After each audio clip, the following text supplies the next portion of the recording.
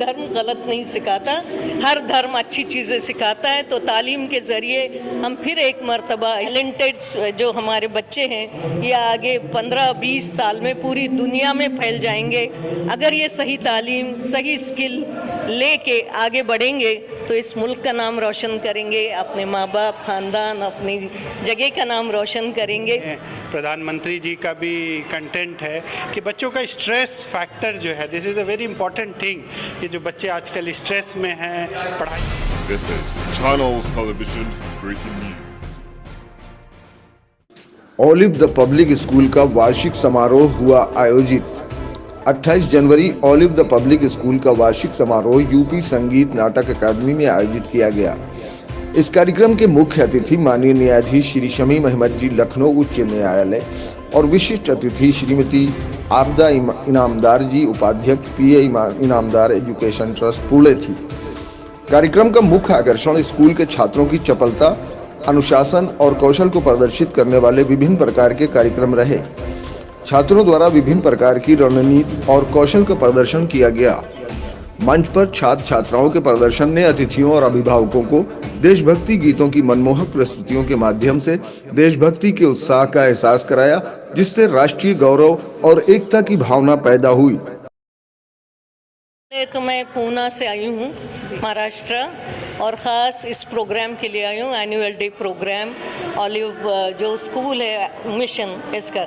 और जो छोटे छोटे बच्चों ने जो परफॉर्मेंस दिया है बहुत बेहतरीन उन्होंने दिया हुआ है और बहुत अच्छे मैसेजेस उन्होंने दिए हुए हैं। मुझे लगता है कि वो मैसेज हर घर पहुंचना चाहिए। दूसरा मैसेज, जैसे मैंने अपनी स्पीच में कहा कि वक्त का सही इस्तेमाल, सुबह जल्दी उठें और अपने बच्चों को तालीम के लिए तैयार करें, और यही आपका फ्यूचर है और यही आपका प्रॉपर्टी अगर आपको बनानी है तो बच्चों के तालीम में इन्वेस्ट करें ताकि उनका मुस्तकबिल रोशन हो। ये तालीम हासिल करने के बाद ये बच्चे, यही बच्चे आगे जाके हमारे जो लीडर बनेंगे, डॉक्टर बनेंगे, फार्मासिस्ट बनेंगे, इंजीनियर बनेंगे और ये मुल्क की तरक्की में अपना कंट्रीब्यूशन देंगे।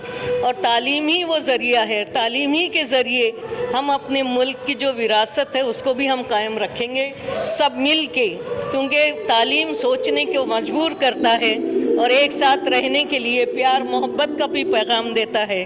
हमने अपने वक्त में या अपने तालीमी दौर में सभी मज़हबों को हमने उसको दिया हुआ है। तो कोई धर्म गलत नहीं सिखाता, हर धर्म अच्छी चीज़ें सिखाता है। तो तालीम के ज़रिए हम फिर एक मर्तबा इस मुल्क को बहुत आगे तक और पूरे दुनिया का लीडर बनाने की ताकत रखते हैं।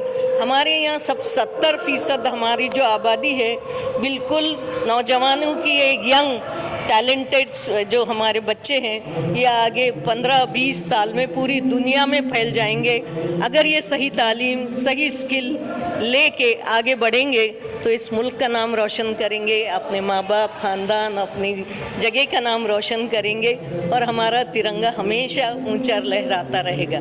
ये हमारा ख्वाब है और मुझे यकीन है कि ऐसे इंस्टीट्यूट ऐसे बच्चों को तैयार करके हमारे ख्वाबों की ताबीर करेंगे। ओलिव द पब्लिक स्कूल अपना एनुअल डे सेलिब्रेट कर रहा है, तो आज क्या मैसेज देना चाहेंगे स्टूडेंट्स को ताकि वो फ्यूचर में और बेहतर कर सकें? जो आज ओलिव स्कूल का जो बेसिकली जो प्रोग्राम है इसमें एक इम्पॉर्टेंट कंटेंट है जो इस वीक के हमारे माननीय प्रधानमंत्री जी का भी कंटेंट है कि बच्चों का स्ट्रेस फैक्टर जो है, this is a very important thing कि जो बच्चे आजकल स्ट्रेस में हैं, पढ़ाई का स्ट्रेस, कंपटीशन का stress. So one thing is कि we have to make a good environment at home. बच्चों के लिए एक अच्छा पॉजिटिव एनवायरनमेंट रखना है। और ये जो एक रैट रेस है, जो एक कंपटीशन की रेस है, ये इसमें नहीं जाना है। तो like every two flower is different. आप गुलाब को चमेली से और चमेली को गुलदाउदी से कंपेयर नहीं कर सकते। आप सचिन तेंदुलकर को अमर्त्य सेन से कंपेयर नहीं कर सकते और इवन सचिन तेंदुलकर को कुंबले से भी नहीं कंपेयर कर सकते। एक दे टू आर डिफरेंट। इसी तरह से जो बच्चे हैं ये डिफरेंट हैं। Every child is different. उनको जो उनका पर्सपेक्टिव है उसी में ग्रो करने देना चाहिए। हम कहते हैं जैसे एक बीज है, एक बीज को आप पत्थर पे डाल दीजिए या उसको गमले में लगा दीजिए। तो ये पेरेंट की रिस्पॉन्सिबिलिटी है कि उनको किस तरह गाइड करना है, किधर ले जाना है, उनके अंदर पॉजिटिव थिंकिंग रखना है, उनको अंदर ग्रोथ रखना है और नेगेटिव चीज़ों से और नेगेटिव अफवाहों से उनको बचाना है। साथ साथ health is also an important factor. चूँकि मैं डॉक्टर हूँ, I am a gastro surgeon, liver transplant surgeon in Apollo, तो ये हमारी जिम्मेदारी बनती है कि कम्युनिटी में जो मेडिकल से रिलेटेड प्रॉब्लम्स हैं, लाइक अभी डायबिटीज़ इंडिया में एक बहुत बड़ा सेंटर बनता जा रहा है, इंडिया वर्ल्ड का। जो हार्ट की प्रॉब्लम है हम देख रहे हैं कि हर जगह बढ़ती जा रही है। फैटी लीवर, हम लोग जो लिवर ट्रांसप्लांट करते हैं, इसका जो सबसे बड़ा कारण बन रहा है वो फैटी लीवर बन रहा है। तो ये जो बिरयानी और नहारी और जो तेल वाली चीज़ें हैं, इनको बेसिकली अवॉइड करना है। ये हेल्थ के लिए अच्छा नहीं है।